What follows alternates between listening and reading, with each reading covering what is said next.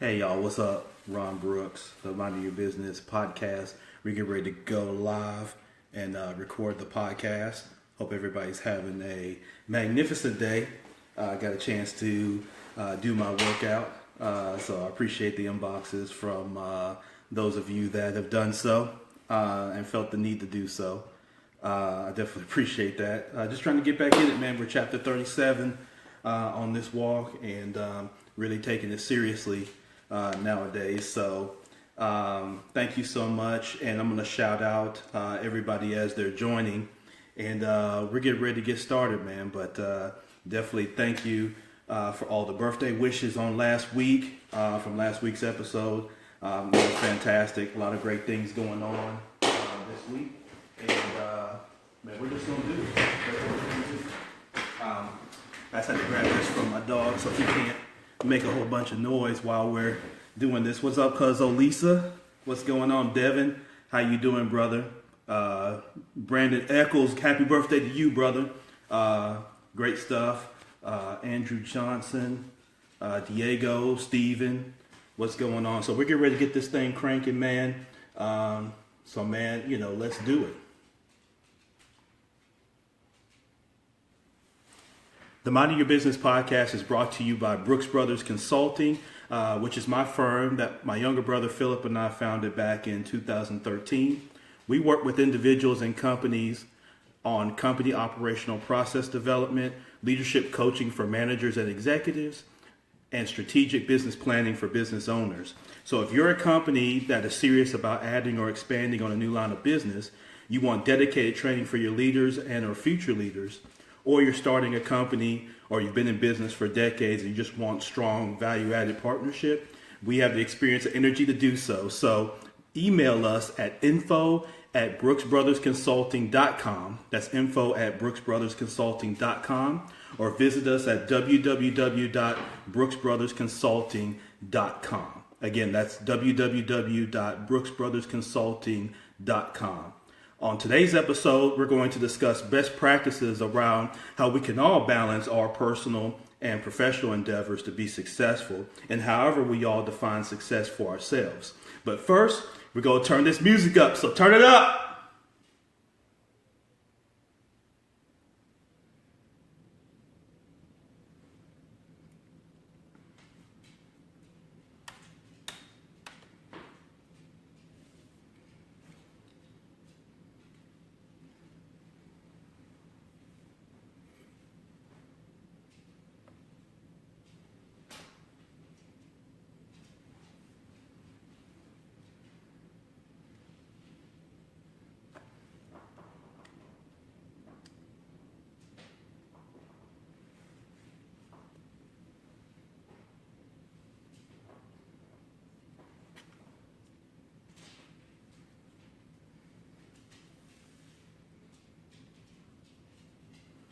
We got the music playing right now, and then we're recording the podcast, y'all.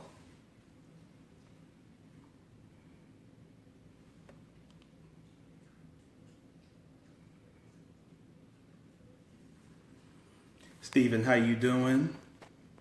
Again, Carmen, Arthur, Brian Eccles, Tony Fleming, Anthony Green, what's going on? Nita, how you doing? Good afternoon to you all.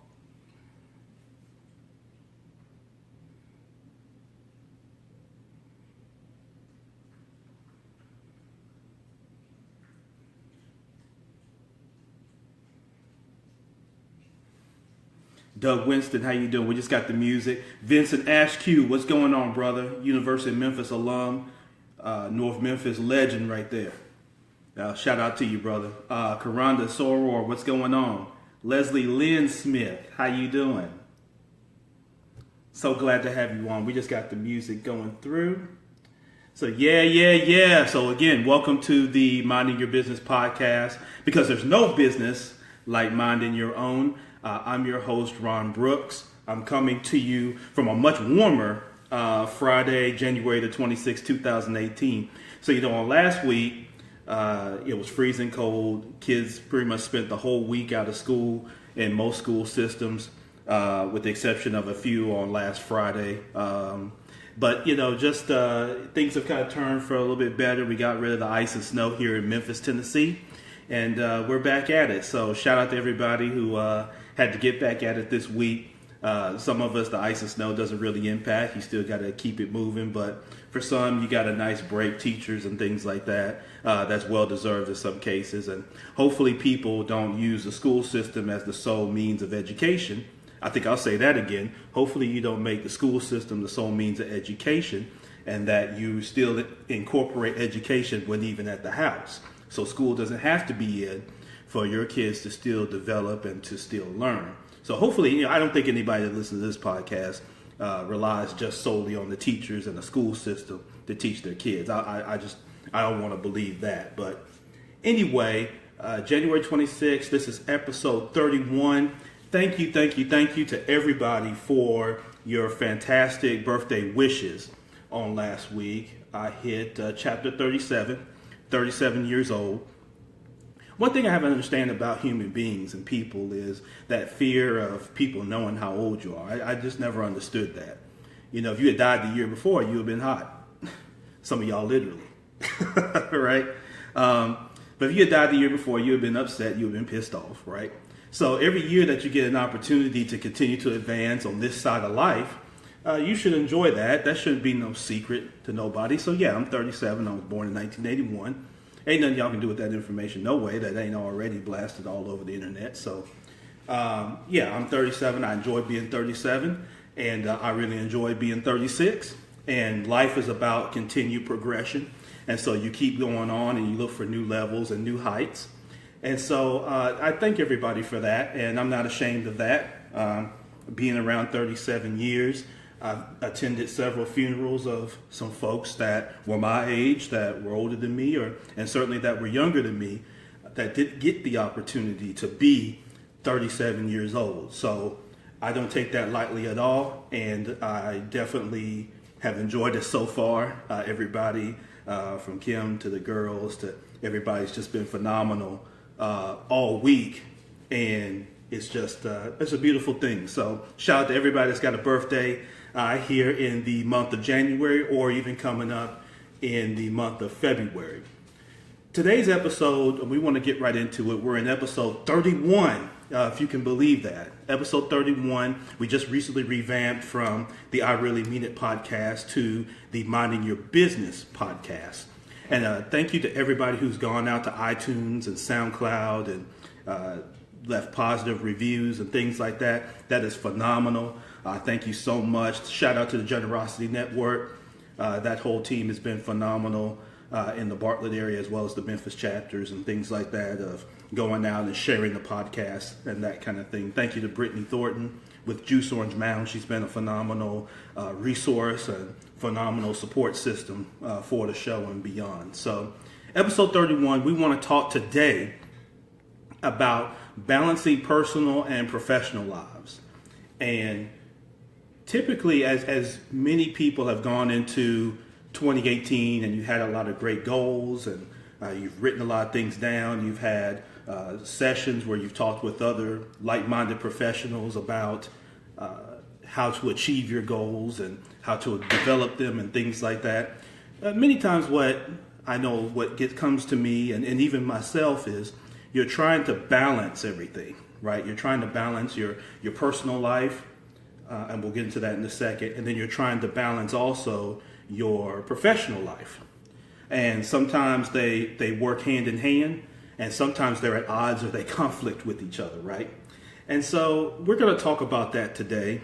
I want to get into that here in just a minute. Earlier I had a chance to work out a little bit, and I've been getting into that as I've turned 37. And I found out, or I learned pretty quickly, that I'm not as springy as I used to be. When I played ball and all that, I could jump over the moon, and I felt I could dart off and run. And what I learned is, now that I'm 37 and a few pounds heavier than I was when I played ball on a regular basis. And I couldn't believe, it's been 20 damn years since I've been 17. And I used the same gym I worked out this morning. I used to work out in when I was 17. And what's crazy about it is, 20 years just goes by like that. And now I'm 37, and I'm one of the older guys in the gym, one of the guys that I used to make fun of, and a lot of my peers used to make fun of when we were 17. Now we're 37 and 38 and all that kind of jazz, and we're walking in the gym, and now as young fellas. And this just sounds crazy when you meet dudes that was born in like 2000 something. Like, what the hell? Dude in the gym, and he was born like 2003. I was like, man, I graduated college in 2003. The hell are you doing in here? But that's what happens, man. Someone said the same thing. I was born in 81, so somebody said the same thing about us when we walked in there too. So, Leroy Richardson, good afternoon. Kyle, good afternoon. Timothy, Douglas, again, good afternoon to everybody. Thank you so much for tuning in. For those on the podcast, listen on the podcast, we also do a Facebook Live on my page, Ron Brooks. And so those are the folks that I'm shouting out. For upcoming shows, we've got next week's show, I'll be talking about real estate investing. And not just what you typically hear out there. I'm gonna share with you kind of what I've done and what I've seen some people do to legitimately invest in real estate with I'm not going to say no credit or no cash, but extremely little, right? So no fluff and no gimmicks, just extremely little, completely above table things that you can do. Other people that are going to join us here soon, Chef Fran Mosley, shout out to her with H&M over on Madison Avenue. She'll be joining the podcast here soon. Coming up after that, Wayne Moody with Berkshire Hathaway, real estate a guy and someone that I grew up with. Who's doing some big things, Moody Inc. and that kind of thing. He's going to join us and talk about various ways to get involved in real estate. And then my financial advisor, someone that I've known for some time, I have great respect for him and his outstanding wife and his phenomenal company, which is Reginald Clark of P3 Financial, will be joining later in February. And I want to maybe have him on reoccurring. He'll talk about some legacy things you can do from a financial standpoint to prepare yourself for the future, prepare your family and things like that. And some best practices for now. So not everything going towards the future, but best practices you could do for your business and for yourself now and then going forward. So looking forward. So that's kind of giving you a rundown of what y'all can see with some shows coming up forward. But for today, again, personal and professional life balance. So I'm not a psychologist. I didn't go to school for psychology and sociology and things like that. But I have seen some things. I've been around for a little bit now, and I've had to learn some things, in some cases the hard way, with balancing. For people that know me, you know that I have a wife of nearly 11 years. She's from here in Memphis. And I've got 3 outstanding daughters, ages 7, 6, and 5. So I've had to balance a lot. I've had to balance a whole lot. And so I can perfectly share with you some of the best practices and kind of the do's and don'ts. And I've come up with kind of 8 things that I'd like to share with you all. And for those that are on Facebook Live, if you just comment, let me on Ron, just do hashtag, let me on Ron. If you want to join in on the conversation, I'll invite you to be on the Facebook Live. It'll come up wherever you are, whatever device that you're on. It'll split screen and you'll be live and we can have a 2-way conversation if you like. So don't be scared. If you're somewhere where you're not supposed to be, get somewhere where you should be. And then just comment, let me on Ron. So anyway, I've got 8 kind of things that I've come up with as I've been thinking about this over the last week or so, in terms of how to kind of strike a balance between your personal and professional life. It's really critical because as you develop these goals and things like that, a lot of times when I'm consulting with people and working with people, whatnot, and even within myself, without having the balance, you tend to tip the scale one towards the other, right? And when you do that, you get yourself kind of out of wax and out of sort. And then you find time just keeps going. So it's, the clock doesn't stop like in sports, right? Where in basketball, they can stop the clock and ball goes out of bounds, the clock stops, or the quarterback throws the ball out of bounds, the guy steps out of bounds, the clock stops, right? Of course, we know that life isn't like that.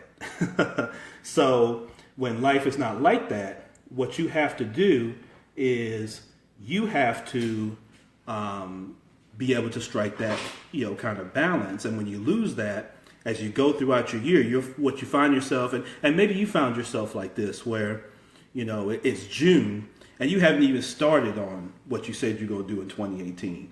Or you kind of started, but you've kind of been in and out of it because these different things get in the way, one way or the other, or you allow them to get in the way. And so what do I mean by some of the personal and professional endeavors? Well, from a personal standpoint, kind of like I talked about for myself, you have your spouse or significant other, you've got kid or kids, right?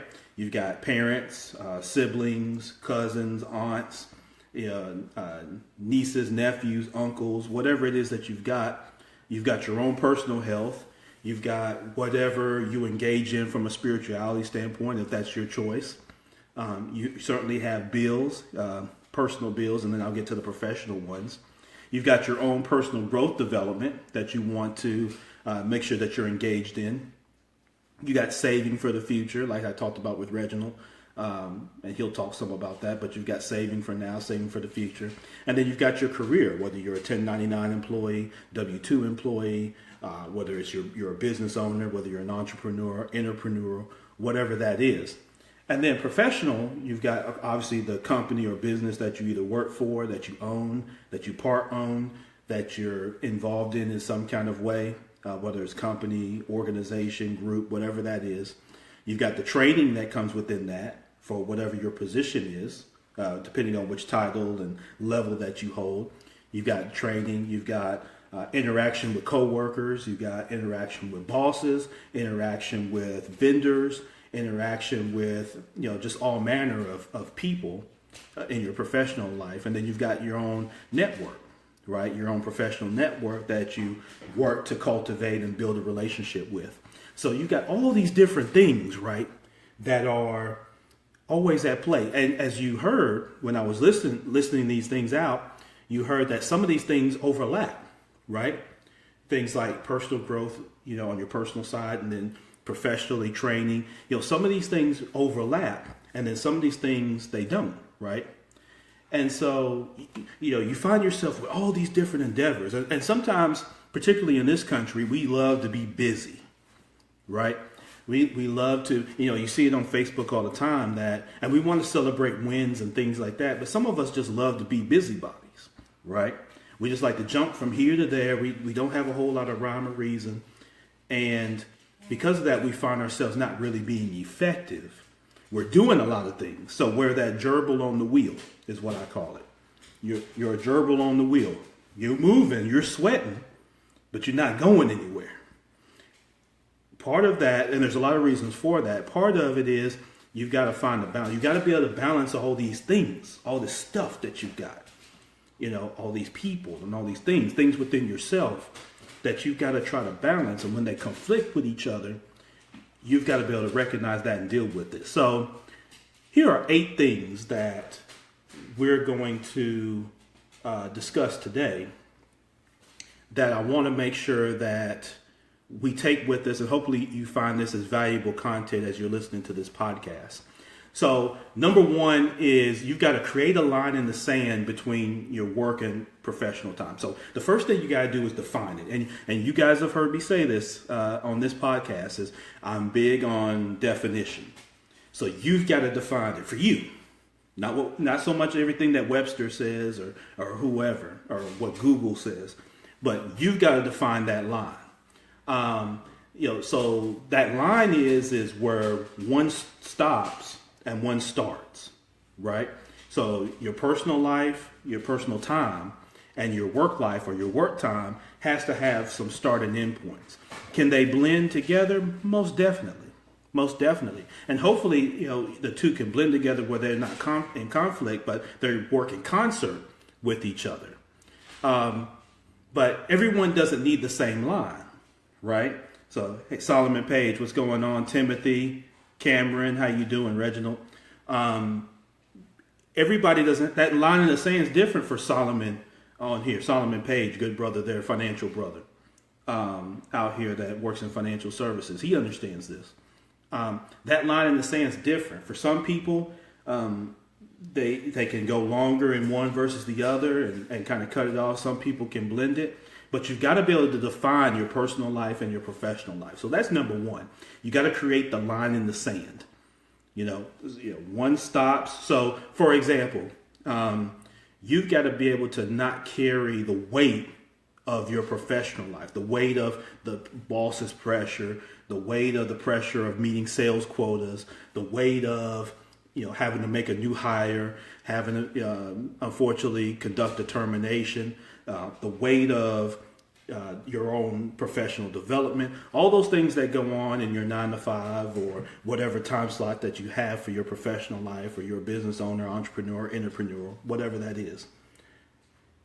You've got to be able to create the line in the sand that when that's over with and I'm in my personal out of my professional time and in my personal time, that's what that is. They're not blending over. So you're not going into all this, where you keep it going. You've got all these emails and all these different things that you're still keeping in touch with, right? You've got to be able to separate that. And so I'm starting to lean into the rest of my 8. So that's number one, create the line in the sand. Number 2, MYB, is you've got to schedule some power down time within that line in the sand. So once you create the line in the sand, you've got to be able to power down, right? And that power down is even as you're commuting. So you're commuting from work, you're commuting from your business and things like that. That's a great time for you to be listening to podcasts like the Minding Your Business podcast, like The Startup Life by Dominic Lawson, and other podcasts, Shadowbox by Philip Ashley Ricks. These are times when you should be engaging in that and kind of, using it as, edification time. Use it. That's kind of your own kind of sanctuary, if it will be, that you can kind of power down and kind of get a release from one to the other. Same when you're leaving home and now you're going to work. You need that time to be able to power down from your personal life where the kids are screaming, you're yelling out directives and things like that to your spouse or receiving them from your spouse. You've got, your parents, your mom, your dad, grandma, granddad, everybody, cousins, everybody wants something. Everybody's got something going on. And sometimes that could create just a lot of clouds and things like that. It makes things cloudy, can take your focus off what you're trying to do. So when you're heading into your professional life, then that's a time when you really need to look forward to kind of balancing the noise, right? And so within, as you go from the line in the sand is you need power down time. That's for sure. Number 3 is you need, and this is a tough one for number 3, you need a tech-free sanctuary, right?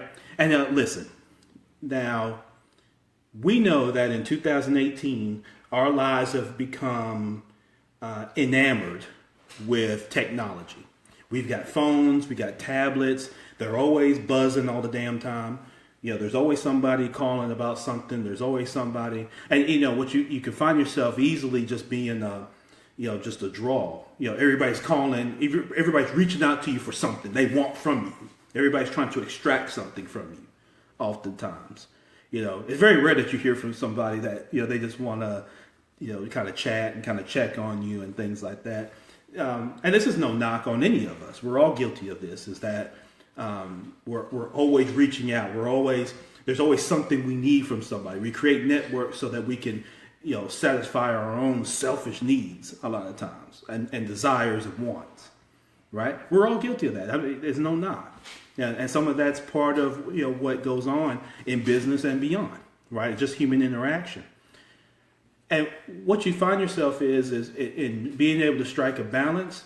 You can easily get swallowed up in text messages, work or personal emails, work or professional phone calls. You've got, your kids got tablets. Kids don't even play with toys anymore. I mean, I used to love going to Toys R Us and being able to pick out a figurine and that kind of thing.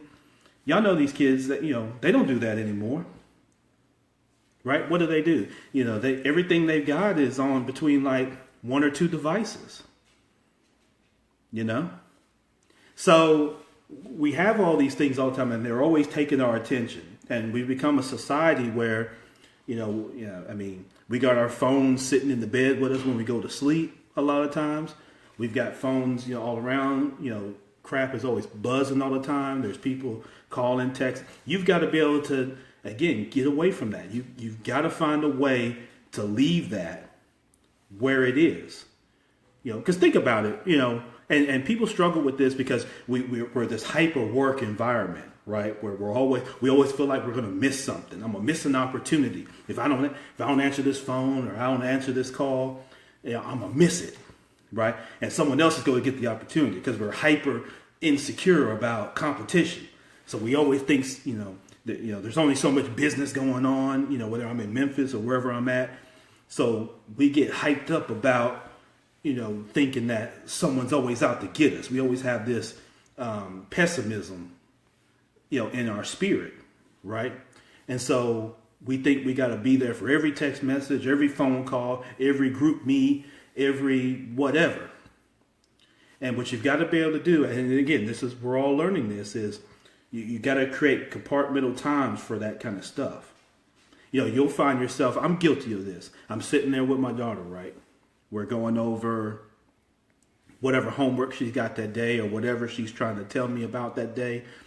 And, I'm listening and I'm engaging and that kind of thing. And then what happens? Either my phone buzzes or I haven't looked at my phone in a while. So, as she's talking, I'm hearing her, but I'm not listening. I'll say that again. I'm hearing. So she's saying something and I'm hearing what she's saying, but I'm not conceptualizing that to be able to respond because my focus is divided on the damn phone or on what's on the TV or what someone else is shouting or yelling or a text message or email I feel like I missed, I need to make, or a text I need to send, all this kind of stuff. And so now I'm missing out precious time with my daughter or daughters or with my wife or with other friends and family because I'm so enamored with the technology. All right. So the technology is great to have. It's made us more efficient.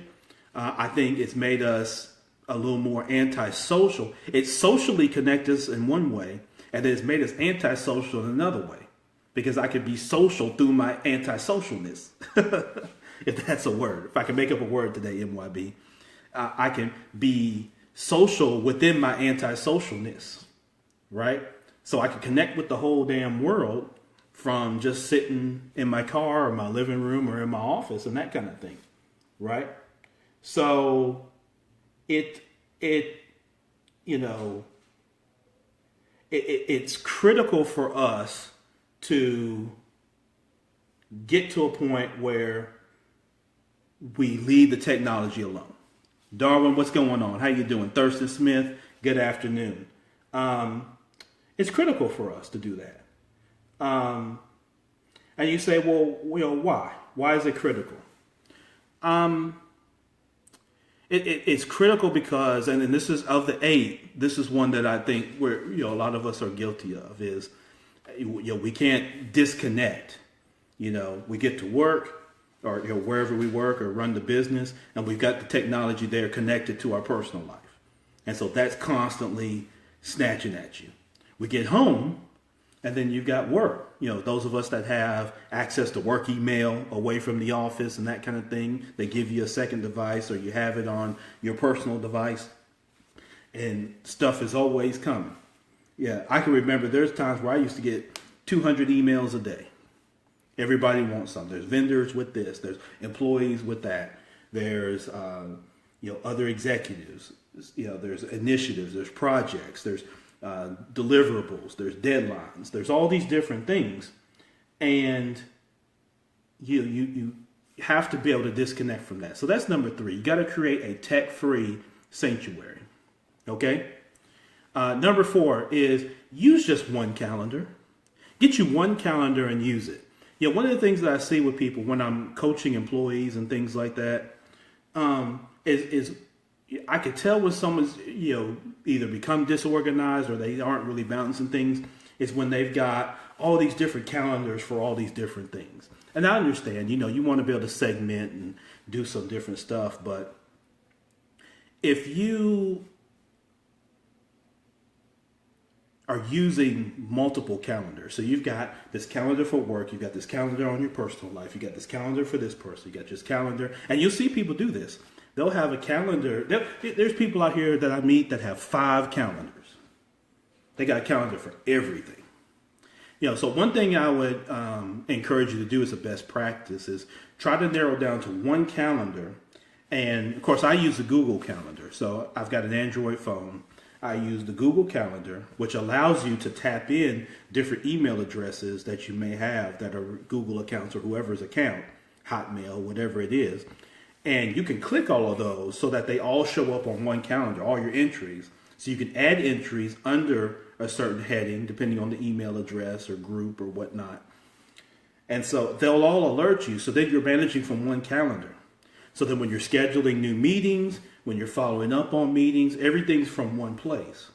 You can quickly get out of sort when you're trying to toggle between, this calendar and that calendar and whatnot. Then what happens is you can double book yourself, overbook yourself, underbook yourself. You can book yourself with endeavors that don't have a lot of value and miss out on other valuable opportunity. So one thing I would encourage you is, if you're still a little old school and you kind of like to write down and have that planner, then just use it. Don't have the planner and then 3 online calendars and whatnot. Just use the planner. Just use the one if you're going to carry it with you. If you're going to use the electronic one like I do that, right? Use what you got, but use it just once. Don't have it 100 different times, right? Because if you have it just 100 different times, it's too much to have to be able to balance. All right, number 5, don't reschedule every minute of that calendar. So don't try to fill every moment of your calendar. And again, this goes back to what I was saying earlier, minding your business, is we're in this hyper work environment, right? Hey, Thurston, what's going on? Brandon, how you doing? Darren, yeah, what's up, brother? What's going on, man? Hope this is helping somebody. Don't feel like you have to schedule every minute of the calendar, right? You don't have to. It's okay to have gaps in your calendar.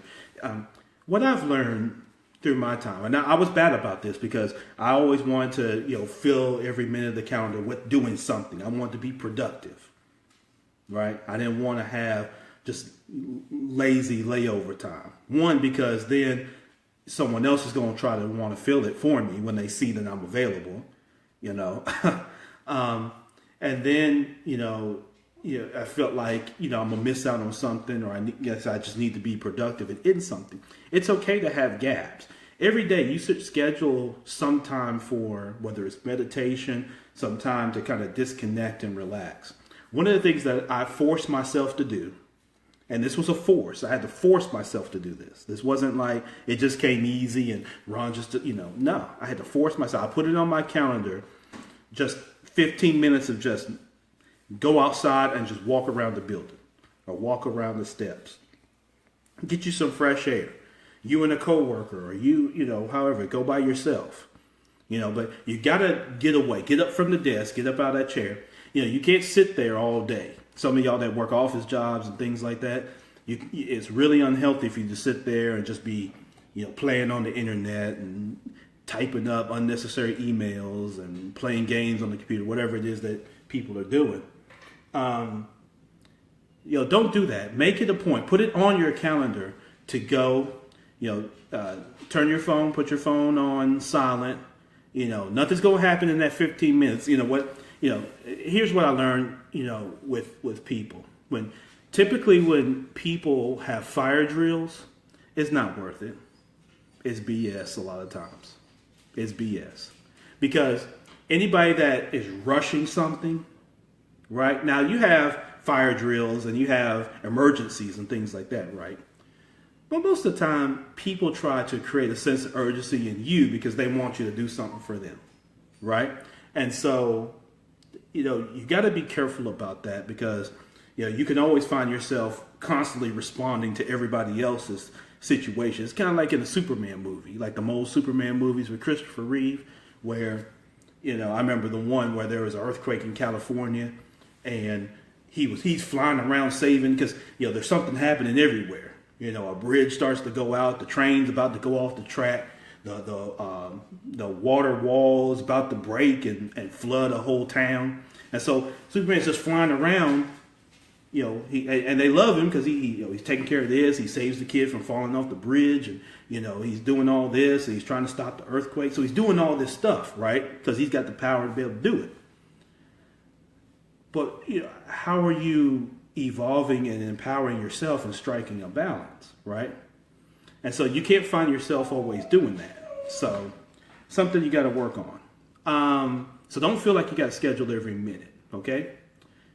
Number 6, schedule your vacations well in advance and make a plan, all right? One of the things that I used to get on, particularly when I managed at the director level, so when I managed directors, one of the things, and even with managers, is one of the things that would concern me with them managing their balance of their personal and professional life is the notion that they schedule their vacations really close. Like it's Monday and they decide I'm gonna go on vacation later this week, or they decide I'm gonna go on vacation next week.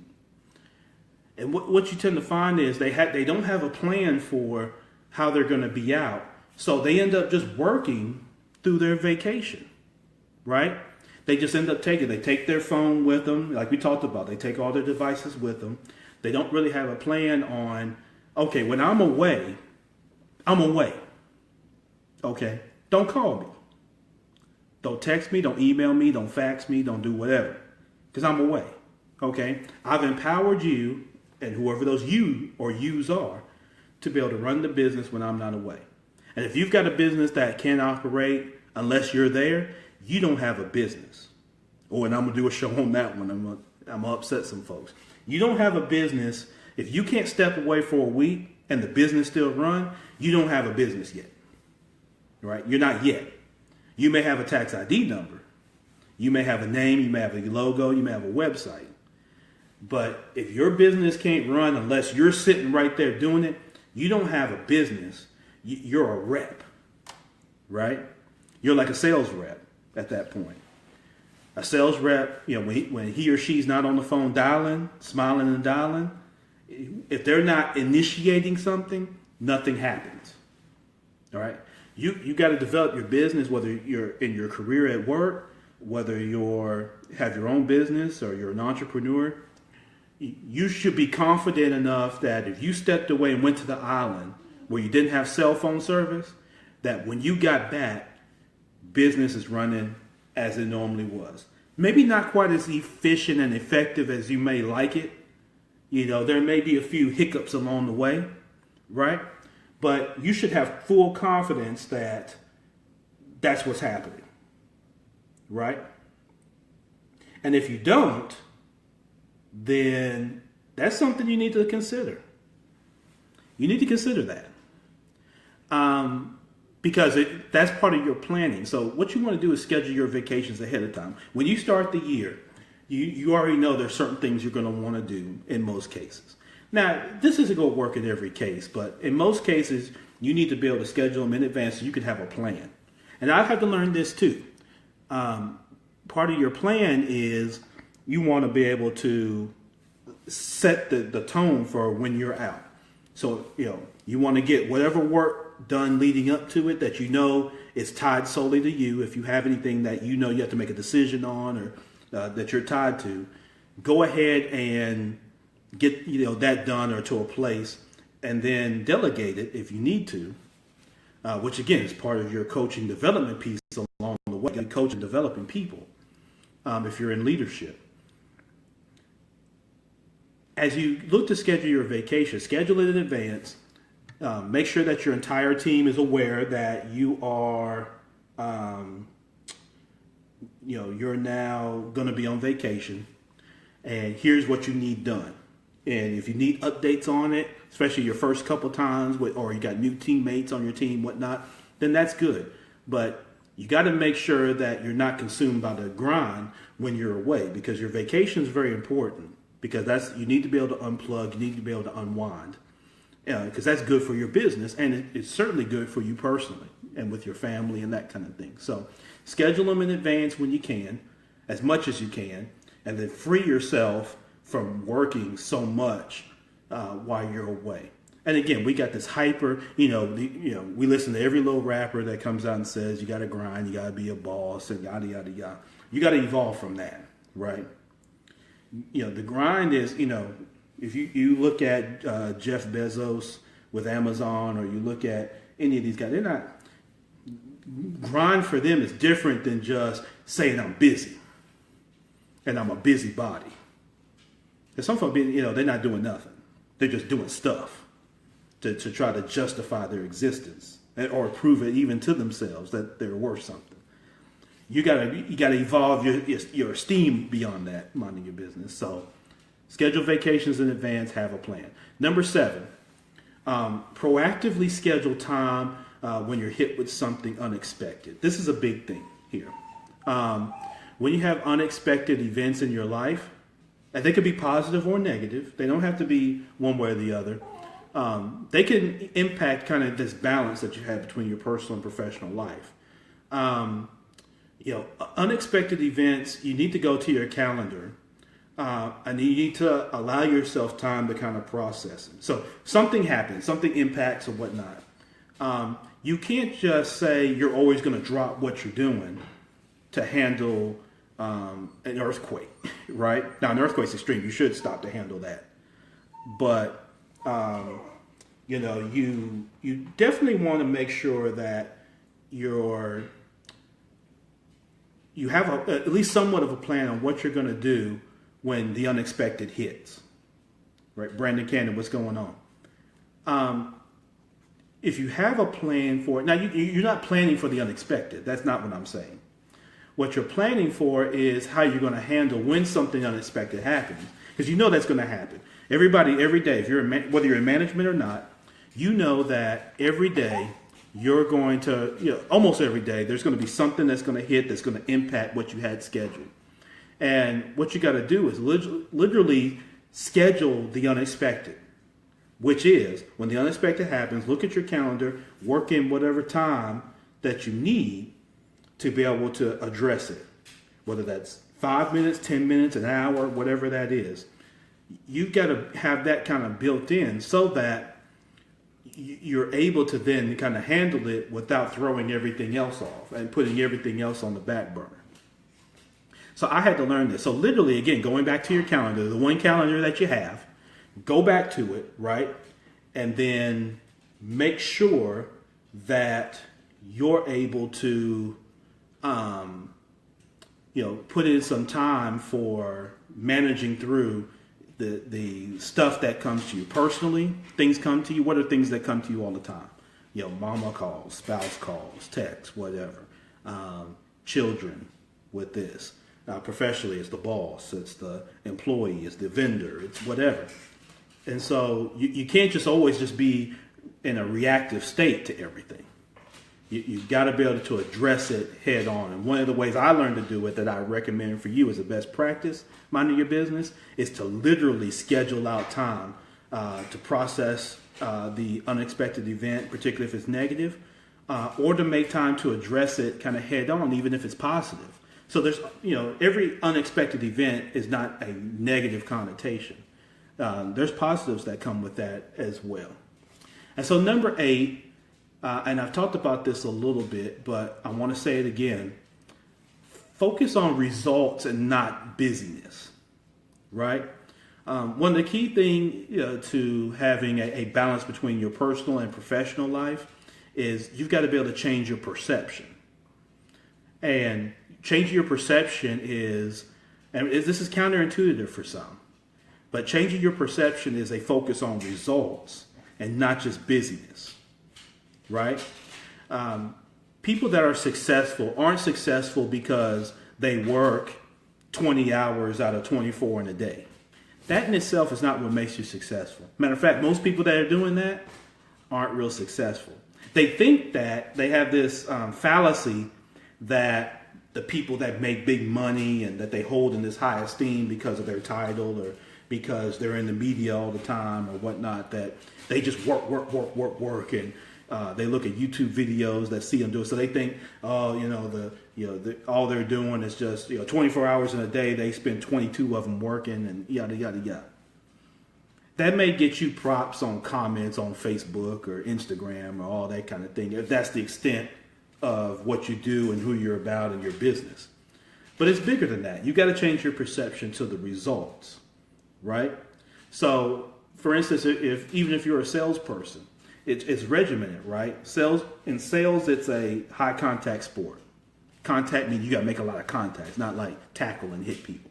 But it's a high contact sport, meaning you got to make a large number of contacts to talk to X number of people, to then get X number of people interested in what you're selling, to then X number of people who actually buy and fulfill an order, right? And so that doesn't come by you just work until your fingers fall off, right? Because there's a certain level of effectiveness, a certain level of results. When you're not results oriented and you just want to do things, then that's what you'll end up doing. And you're never, so then things will always be a goal, right? You see how people have relationship goals, they got professional goals, they got all these goals, right? And it's a neat little hashtag. It's just like being petty. People learned how to spell petty a few years ago, and now it's a big thing. But you've got to look at, success comes from getting your positive outcomes and being at your most effective. LeBron James is a great basketball player, but you notice he doesn't play 2 games in one night, right? Or 3 games in one night, or 4. He could, right? You could run LeBron and he could say, okay, we're going to start playing at 8 o'clock and we're going to play till midnight, 8 o'clock in the morning to midnight. But is he going to be his best in every one of those games? No. Right? Because there's a certain level of preparation. There's a certain level of intensity that goes into being successful. That's why he plays 1 game a night. Right? And he don't even play every night. Right? It's the same thing, so you got to be able to, in striking that balance, you got to have a perception of valuing your personal and your professional time equally. And the quicker you do that, the quicker you'll obtain it. You got to respect it. You got to be able to balance it equally. Part of the balance in this case, at number 8, is focus on the results. Don't focus on just being busy for busy's sake. Okay? So listen, I hope you guys got great content from this. I hope you found value in the best practices and kind of my list of 8. I'm going to list this 8 on the Facebook page, on the Minding Your Business Podcast Facebook page. Make sure you go out, visit www.mybpodcast.com. That's www.themybpodcast.com. Excuse me. www.themybpodcast.com. Make sure that y'all go out, iTunes, SoundCloud, YouTube, Stitcher. See what else. There's some other iHeart Radio. Spreaker is another one. Google Play Music. Instagram, Twitter, and then also the Facebook page. Go out there. Just check us out. If you've got some other things that you use to strike kind of a personal and professional balance in your life, share those on the page. Inbox me. I'd love to continue this conversation. But again, thank y'all so much for your listening ear, for joining. I am Ron Brooks, and this is the Minding Your Business podcast. Next week, we're going to talk about real estate investing. I'm going to share some things. I'm going to share a story with you on how I first kind of got into commercial real estate, because I hear people that are interested in commercial real estate. But anyway, thank y'all so much, and peace.